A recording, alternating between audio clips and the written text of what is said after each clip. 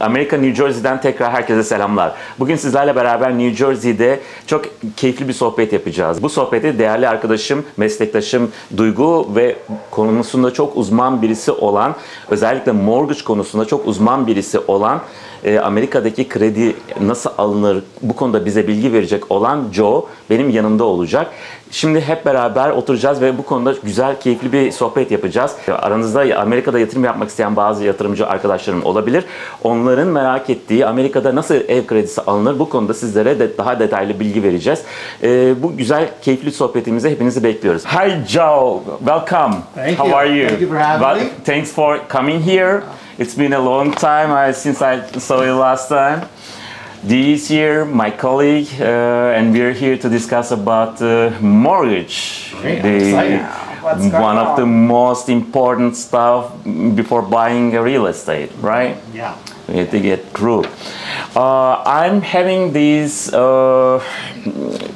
channel mostly for Turkish people. They're watching from Turkey, and I have a lot of investors from Turkey. They're considering to buy some house from Turkey, or maybe some another type of real estate, some properties, and they have a lot of questions in their mind, and they're most of the time very afraid to come here and to make some investments because they don't know what to do. They have no idea how to obtain a mortgage here.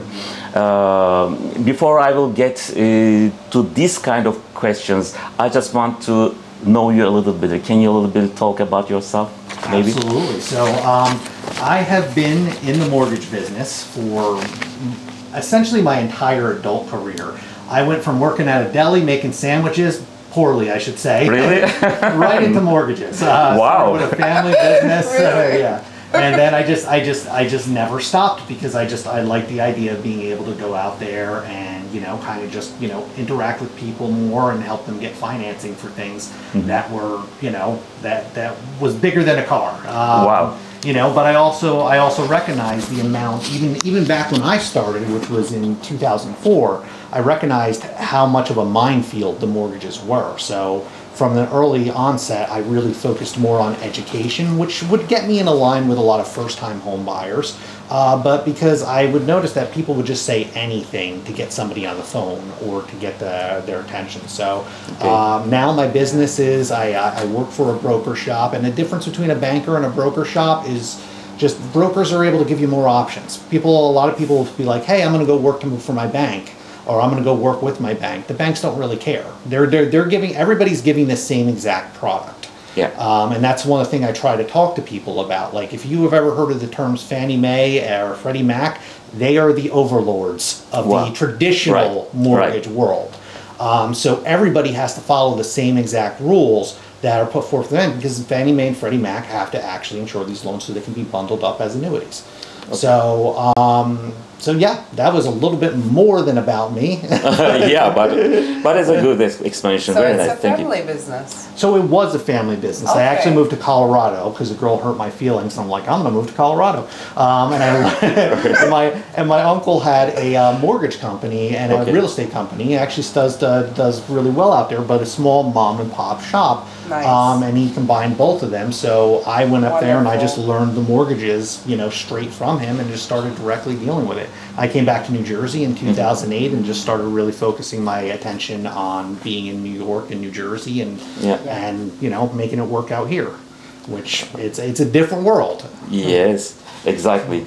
So I got some questions here. I get it. Let me ask my first question, okay? Sure. You allow me? Yeah. Dee? We have a lot All of right. them here. Okay. Most of the people are come up with this first question. What are the specific requirements for foreign nationals to qualify for a mortgage loan in the United States? Sure. So a foreign national loan is basically anybody who doesn't have residency in the United States. And also credit score. And credit score, traditional credit score, traditional income. Now, there's a lot of places online that'll say foreign national and mean like they have a visa or something. A true foreign national doesn't have a visa, doesn't have a work visa, isn't over here on any type of thing. If you do have a work visa, you can actually get a traditional loan. But a true foreign national loan is no traditional credit score, No traditional, no occupancy. It's not going to be an occupant loan, so you're going to be buying it as an investment. Yeah. So what are the requirements for it? So the requirements on these are always going to be about 20% down minimum. Are there places that'll do a little bit more than that? Or a little less than that, I should say. There are, but you're going to pay for it in one way or another. Because the interest rates are going to be reflected on the more risk that an investor takes. That's true. That's true. That's true. Makes sense. You want to go with something else, please?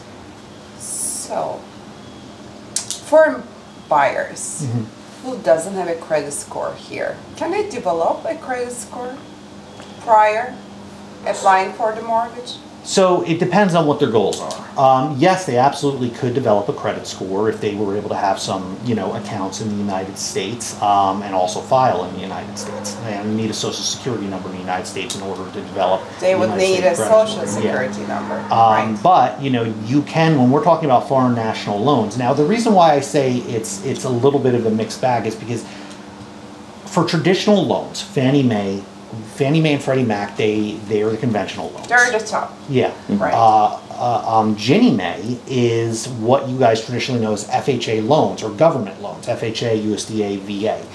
What Ginnie Mae is actually the mortgage. It's not a government loan. It's government insurance for that loan.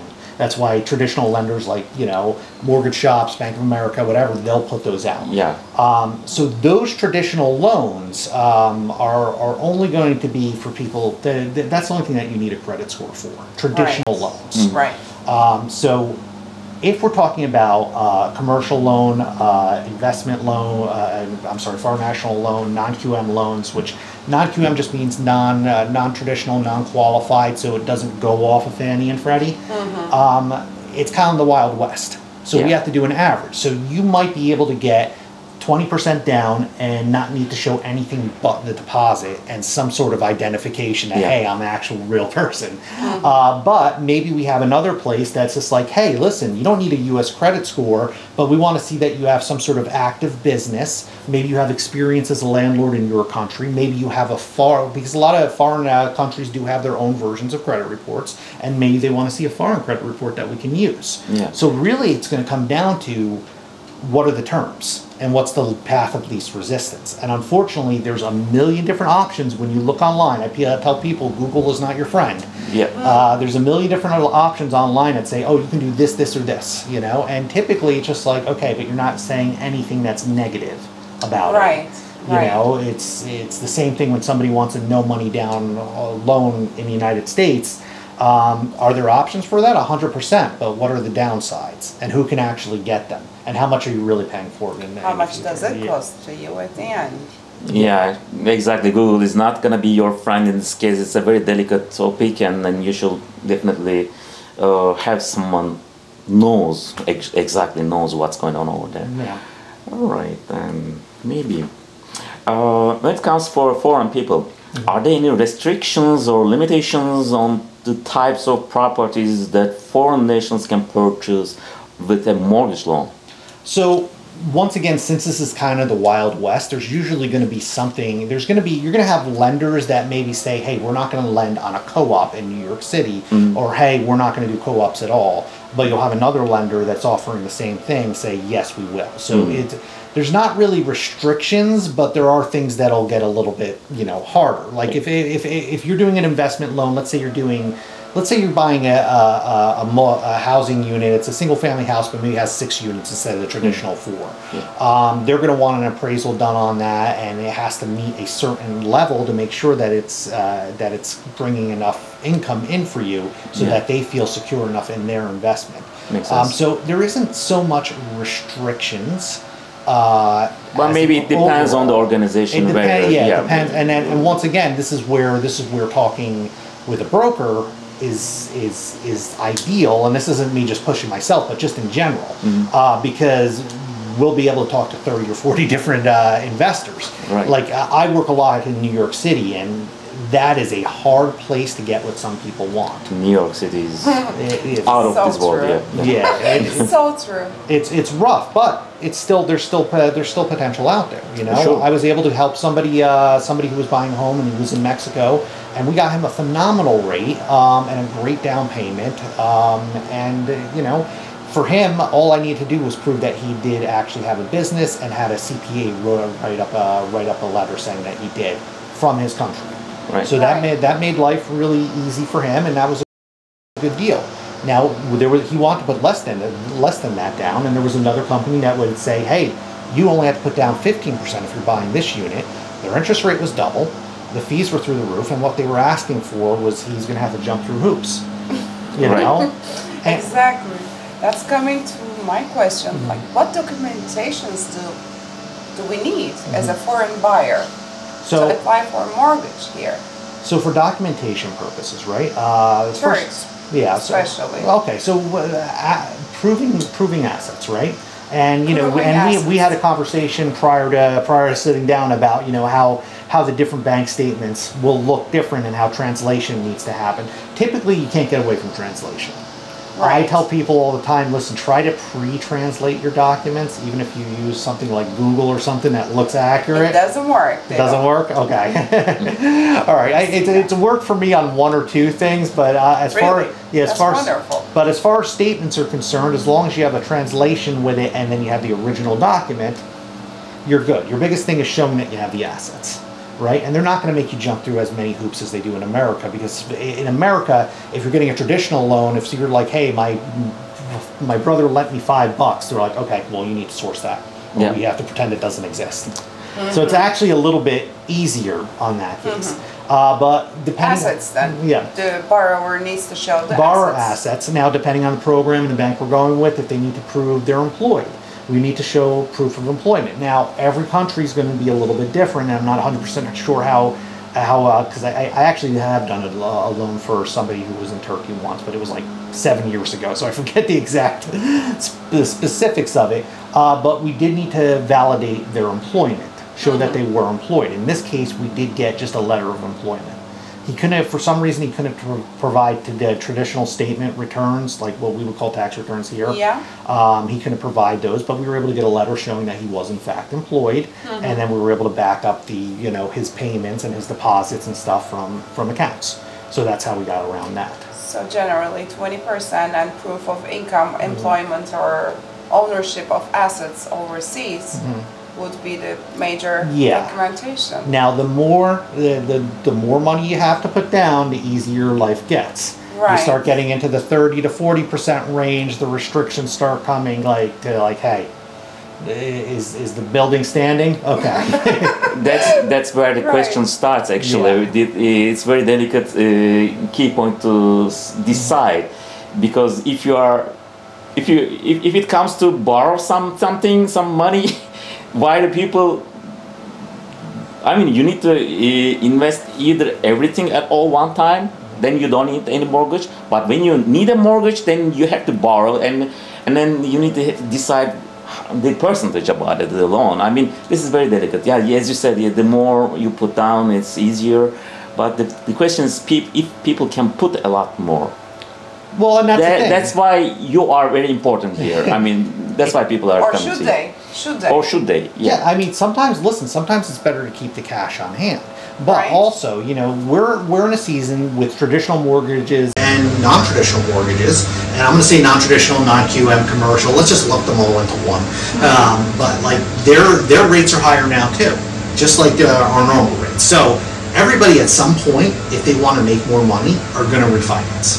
So the idea is, like, if you're looking into something and somebody's talking about, oh, the rates, don't worry about the rates. You're buying this as an investment, right? Does it cash flow?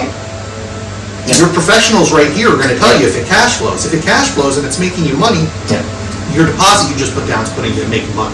You want to put more down to have a cash flow more on a monthly basis? That's true. Sure, you can do that, but you can also refinance that and get more money out of it, because you know, debt is tax-free. So if you take money out of that property with an additional type of loan, which they do have access to, or home equities or bridge loans, there's a lot of different options. Right. you can access that money for another property. Because that's what I tell people. What's your long-term plan? That's how you build wealth. Buying one and the other and the other. This is where our viewers are aiming to as well. So we really need to get into that. The more doors you have, the more money you make, the more money you have to get a management company to handle that. But you got to start somewhere. So not everybody's going to start off at the $5 million apartment building with 30 doors.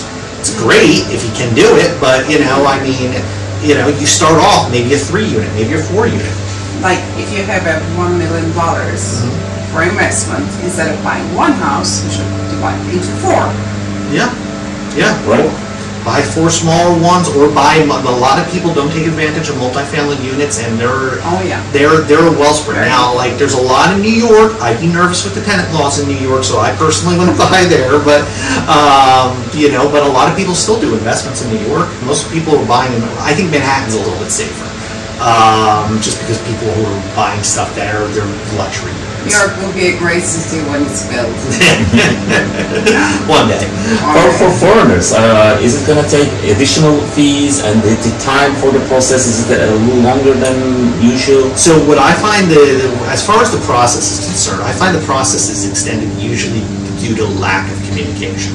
So in a case like, let's say we're dealing with somebody from Turkey, I would deal directly with you guys, and you guys would be more involved in, hey, here's a pre-approval, and be like, hey guys, I need you to be my eyes and ears, and help me to gather these documents and stuff like that, just in case there's any loss in translation. So sometimes I find that that's the case. Sometimes I'll deal with people who are used to getting a loan, like getting a credit card, and they're just like, well, I signed the application. It's just like, yeah, but I need all these other things, and that's not overseas loans. That's everywhere. I got a guy that's everywhere. That's here as well. And I'm just like, you're closing in 2 weeks. You're going to be yelling at me in a week when you're like, hey, are we set for the closing yet? So psychology plus the procedures are always. So, but the other delays that could happen really depends on the type of loan, right? Maybe we're going to deal with a lender who's giving us a great deal, great interest rate, but they're going to be honest. Hey, our turn times are going to be 30 days on an underwrite. Do we have enough time for that? Exactly. That's what I was going to ask. How long does it take? Your first initial phone call, hello, this is Joe, how can I help you, to here's your commitment letter. I mean, I've had those calls in 24 hours. Wow. Yeah, so you can move quick to a point, but typically when you're looking at, because most people who are buying overseas are going to be buying it as an investment, right? Right. So it's really going to be, they want to make sure the property cash flows, they want to see it, and then typically, if they come to me with all that information ahead of time, I can get an answer very quickly. So, about the interest rates. Yes. Right now, it's one of the most common questions, most asked questions. It doesn't matter for foreign, for us as well, it's very important. It's keep changing, keep raising. I don't know. Should we be afraid of raising rates, or what are your opinions? Well, my opinions is that people, for locals and for foreigners. Yeah. This is across the board. If you find the house and it's time for you to move, buy the house.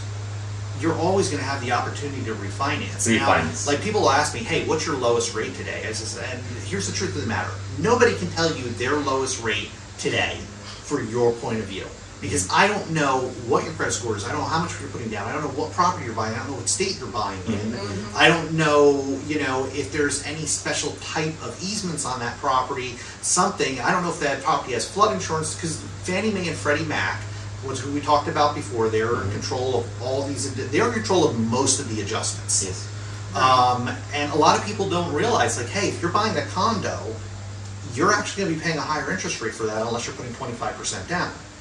Now, most people don't know that, but if they go to look up on bankrate.com or Bank of America or whatever it is, they're going to look at an interest rate and assume that's the interest rate. Right. You got to look at the asterisk. So I can tell you the lowest I've seen, like I locked somebody in at a very low deal, and this is unconventional because FHA is actually a little bit lower. On a conventional loan, I locked somebody yesterday at 5.75, and that was the bottom of the barrel rate, with me not paying them to do the loan. But like that's where we're at. The average interest rate right now, people are getting is around 6.5. 6.5 for locals. Nationals? Yeah. Now, if somebody's doing FHA, government loan, FHA is actually a little bit more competitive with the interest rates. They're in like the 5.5, 5.375 you can find. So a lot of people will be like, well, why wouldn't you do FHA regardless? Well, because their mortgage insurance is on FHA, and a lot of people don't know. Now, FHA is a great program, and I put a lot of people into it. Yes. But there is two types of mortgage insurance on it. One everybody knows about, that's the monthly one. And they actually did a really great thing and lowered that recently. Right. So it made the loans a little bit more affordable. But on the end of every FHA loan, they put what's called an upfront mortgage insurance premium on the end of the loan of 1.75%. So you don't pay that out of pocket, but if you were to take out a loan of $100,000, you would owe $101,750 because that 1.75% goes on the end of the loan. So people come to me and it's like, well, I'm going to FHA because they have a lower rate, and I don't want to pay a lower rate and pay points or a percentage. And I look at them and like, you're paying 1.75% in points. It's just not coming out of your pocket. If you want to do that, we can figure it out. But so yeah, it's good to know. A little spin off of what the original question was, but it's good to know all your options and really have a spreadsheet. Like if you're talking to a lender and you're just looking at the lowest interest rate, that's not often the best way to do it. And without graphs and little things that I could show here, it's kind of hard to talk about. But if you're okay with it, I'd like to segue into closing costs just while we're on the topic of rates. Now, this is a big section that people misunderstand because when people get a loan estimate, Right. the first thing they go to is cash out of pocket on the bottom right of the loan estimate. Monthly payment, how much I'm paying. Monthly per month. payment, That's sure, awesome. but like how much is it going to cost out of pocket at closing? True, also. Now, here's the issue with this. A lot of the problem is that a lender is only in charge of Section A of the loan estimate. That's the first box on the loan estimate. It tells you, are they charging you an underwriting fee, which is just a fee for the underwriter, that's common to do the loan, and are you paying discount points for this? So discount points is a percentage to buy down the interest rate. Now, if you look on any bank's website right now, you'll see there's a little percentage right underneath the main rate that they're just saying, you know, it's points. But they don't tell you that. Yeah. So but that's the only section you need to pay attention to when you're shopping lenders, because all the other costs are third party. So third party means that we're not in charge of your attorney, we're not in charge of your title insurance, we're definitely not in charge of your taxes. So some sneaky lenders will sometimes, in New Jersey, you guys know you have to create an escrow account when you close, right? Right. Most of the times. Right. So what happens with an escrow account is you take 3 to 6 months of taxes and you put it into this account, but it's part of your closing costs. So it's not technically a cost, this is your money, you'll get it back eventually, but in New Jersey with the taxes being where they're at, that could be an extra $7,000, $8,000, $9,000 of closing costs. So what do some sneaky lenders do? Some sneaky lenders will say, oh, you only need 2 months. Why? Because it makes their estimate look cheaper, and they're not in control of that, and they won't get penalized for it. I've seen it all the time. I have people send me over estimates, and like, these guys are charging $5,000 less than you, Joe. And I'm just like, no, they're underestimating taxes because that's the only part that they won't get in trouble for. If we underestimate title, if we underestimate anything having to do even with attorneys, if it's more than 10%, we have to pay for it as a lender. That's the law. That's the law to protect the clients. However, when it comes to taxes and insurance and escrow accounts, it's the Wild West. Wow. So that's how sometimes people will look at these deals and they'll be like, oh, well, Joe's is high, Joe's is more, because they're looking at this. I tell people, look at Section A. That's all you need. Okay, Section A. That's what Yeah. we are looking at. Okay. Section A on a loan estimate and your interest rate, you're done. So it's not basically what is my monthly payment. Well, your monthly payment too, but the monthly payment typically, even before we get to the loan estimate, we've already had that conversation. Yeah. That's what they want to know. And like when Right. I'm helping people shop for a mortgage, everybody's like, well, how much am I qualified for? I'm like, no. How much do you want to spend? Exactly. Because you're going to go out with the realtors who I'm going to tell you, hey, they're qualified for up to this, but then you're going to come back to me, maybe even have an offer accepted, and then realize, oh, I don't want to pay that much monthly. Right. Tell me what you want to spend first so we can help each other look at the right properties. Then you can make the decision if you want to spend it Right or less. overprice, right over asking, Yeah. right below asking. Yeah. People are losing their beautiful properties because of what, 10, 20, $30,000. Yeah. But if they had sat with you and really put that price on, then And here's the thing, David, you were absolutely right. People are losing properties $10,000 to $40,000. Usually in the 10 to 15 is the average because they didn't want to go up that much higher. You know how Right. much that makes in a payment difference? About $80, maybe $70. Is that not It worth your doesn't work dream home? anything. It wasn't. Oh my God. yeah. I mean, this is a simple math. Do you want to but- wait? Do you want to go shopping for another 2 years because you All didn't want that to spend stress, yeah. all that what if. And remember, this is an asset that you're buying. Okay, so it's not like you're really spending the extra money. Yeah, it is going to cost you more, but the idea about home ownership is the benefits you're getting. So if you're living in the United States, you're able to write off 10% of your interest payments. You're able to remove the responsibility of paying rent at enormous amounts because rent is higher than it's ever been in New Jersey and New York right now.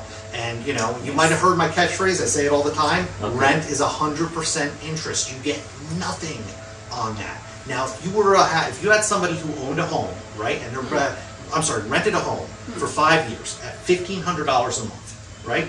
It sounds like a nice cheap payment, but $1,500 a month over a year is 18 grand. Yeah. 18 grand over 5 years is close to $90,000. It's Yes. a down payment. Yeah. Now, if you owned a house, and let's put it better, if you owned a house you didn't like, because you're already renting someplace you don't like, right? You owned a house you didn't Right. like, but you stayed in there for 5 years. Oh my God. You're able to write off 10% of your expenses. You're paying down 30% of principal on average every payment you make, and this is without equity growth, right? You would have had an $80,000, maybe $70,000 to $80,000 payment. You'll get 75% of that back on the low end with those two things combined. You'll have a down payment saved for just paying the same thing you were looking at. I tell people to move into one-bedroom condos all the time. You can't find your mansion? Great. Get something right now so you can save instead of having to pay and save. Wow, it's gold. It's gold. This Yeah. information is really good. It is. Oh my God. It is. Wait, I need to change this camera now a little bit here. That was amazing. This is going really good. You're great. Oh my God. You're a superstar. I'm telling you.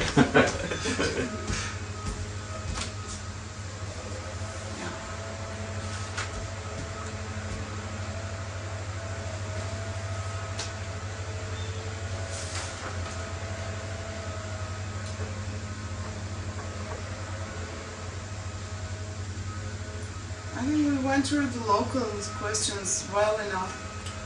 I do have And the foreigners were done with it. I do have one extra thing I want to throw on to kind of cap off where we were just at, kind of talking about. It'd be for local, but it could also be for investors, just kind of like the multifamily properties and how accessible they are to people. Yes. It's been already 29 minutes. Maybe to get this 25 minutes, we keep talking. It's all, I'm gonna cut it down in different parts, apart from that. Or something. Okay. Wrap, I think we are okay with foreigners. Yeah, I think so too, right? You would like to jump into multifamily investment opportunities. How should we come with the question? I can just start talking like Okay. we didn't leave off of it. All right. So on top of that, I kind of just want to touch on multifamilies real quick. And this is going to be mostly for people who are in the United States, but it might be able to affect people who are overseas as well. Now, if you're able to do a conventional, or if you're able to do an FHA loan, and let's say you don't make a lot of money, right? $30,000, $40,000, you want to get a home, and unfortunately a lot of people can't because they won't be able to qualify for a single family home, but what they could qualify for is a multifamily. Yes. Yeah. So a multifamily home with FHA allows you to put down the minimum down payment of 3.5%. Now you could get a grant with that too. You could get assistance with that. But let's just say you have the 3.5%. Make my life easy right now. So with 3.5%, and they will allow you to use the rental income that you're receiving on each individual unit up to 75%. So what that means is if each unit is renting for $2,000, Right. you can count an extra $1,500 of income towards you. So a 3-unit property, if you're living in it, and you rent out the other 2 units, that's $3,000 of extra income. Now, I tell a lot of people, like, listen, taxes are high in New Jersey, right? And it makes your entire payments high. What if for 1 year you bought a multifamily property, you're only required to live in it for 1 year, and then you rent out that unit that you're living in. Now you have a property that's paying for itself, probably cash flowing, let's say an extra $800 to $1,500 to be on the low side. Now that payment takes care of the taxes on your dream home, making it way more affordable. Or you just keep on doing the multifamily thing until you have a string of properties that are cash flowing and that you have investment on. I mean, if I were to start over, because I'm still planning on doing this, but if I were to start over completely, that would be my first move, 100%. Is the multifamily. I would buy a multifamily property. I don't care, as long as it was semi-nice, it could be fixed up. I would rent it out. I'd live there for a year, and then I would rinse and repeat. What if you don't live in it? Well, so if you don't live in it, typically, and this is kind of like this is kind of how we take advantage of FHA, right? Yes. FHA is the only one that will allow us to do the 3.5% down. Right. And their minimum is 1 year. So if you Right. don't live in it, then you have to probably put about anywhere from 15 to 20% down. The rates aren't going to be okay. Yeah, it's okay, but it's not. Believe it or not, it's not going to. The payments aren't going to be as favorable because it's now considered an investment property. Yes. So, it will be. And Fannie Mae and Freddie Mac for investment property, the rates are sometimes commercial rates are better. Yeah. So now there is one thing that I did want to mention with non-QM loans, foreign national loans, and stuff like that. Sometimes there is anywhere from 1 to 2% higher in fees. And higher in fees is because a lot of times these banks are going to, okay, we're going to offer the loan, but we're not going to pay anything else. We're not going to do anything else. So for example, like we typically get paid from the bank on what's called the back end.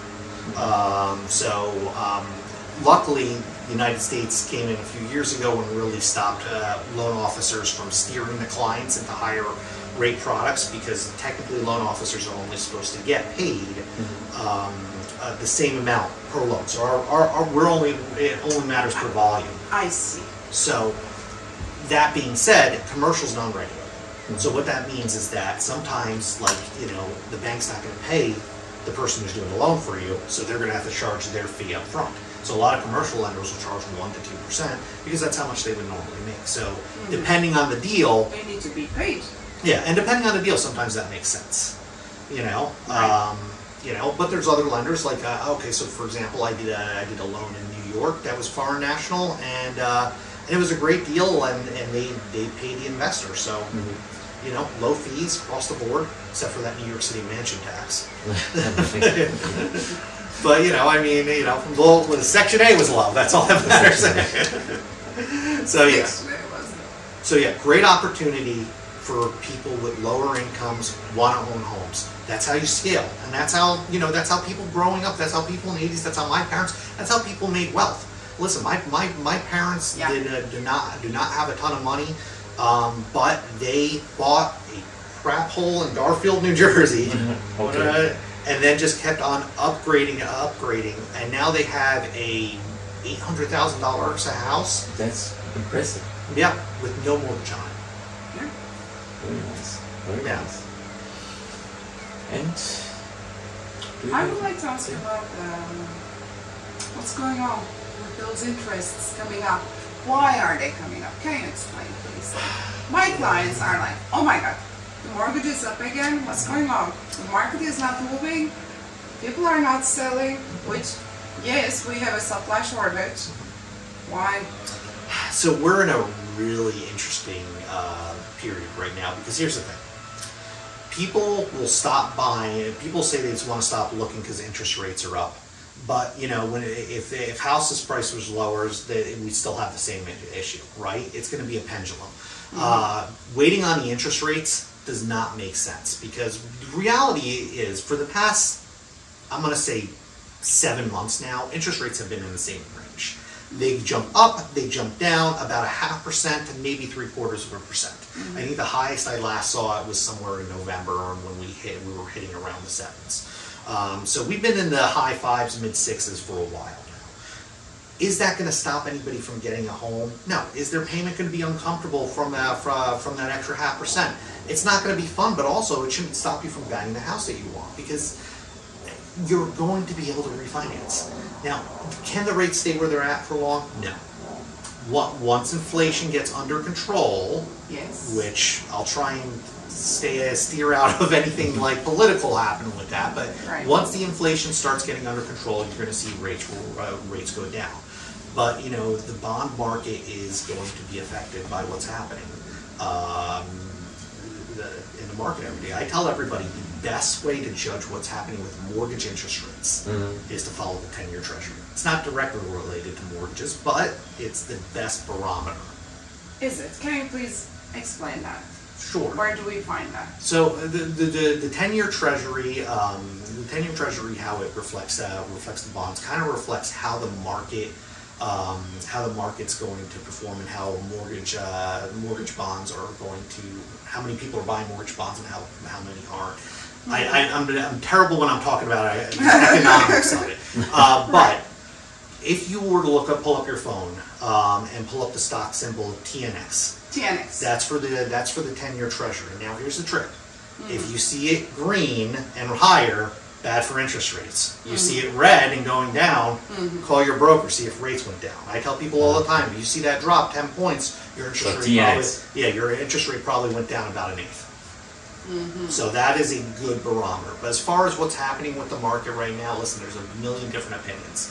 And I've talked to people who are way smarter than me and directly know people in the Fed and stuff like that. And it's just, we're going to be here for probably another 6 months to 12 months, I'd say. But we're also going to see rates start to come down because they have to. Which means, and the home prices would go up. So. Because we're not going to see inventory really level off. You're going to see periods where things are a little bit easier to get homes. Like I actually had a very decent September to December with mortgage closings. Not because I couldn't find clients, but because the clients couldn't get accepted on their homes because there was so much competition. So you saw people getting a little bit more homes, but what happened? We're in the spring market again, and there's a ton of competition. 20, 30 people in line for open homes. Yeah, I just had one person, They got an offer accepted on the house, and they backed out during attorney review. She's like, oh, well, we just saw 6 more come online. I'm like, are you kidding me? You don't have a strong offer? Why did you do that? I was talking to the realtor. I'm just like, It's our tax. Right. So you want to at this point, it's just like, hey, take what you can get. But remember, it goes back to what we were talking about with getting the right property, getting into something because it's going to make you your money back. If you sit and do nothing, you're losing money. You're losing the dream of owning a home. Yes. And it's going to take today, longer. not tomorrow, not next month, even yesterday. You should have done that. Yeah, stop looking at properties that are going to be perfect and meet all your needs. Listen, I get it. If you want more than one bathroom, cool. But other than that, if you need the perfect house, at that point, go get a 203K loan, which is a repair loan, and put the work into it. Because that's the only way you're going to find something that'll maybe meet your needs, unless you're in $1 million, $2 million. You need to start to do a lot. And it's today. It's not when the rates are coming down in order to help the person. Exactly. Real estate's all about wealth growth, as you were saying before. It's how you grow your wealth, but grow your wealth.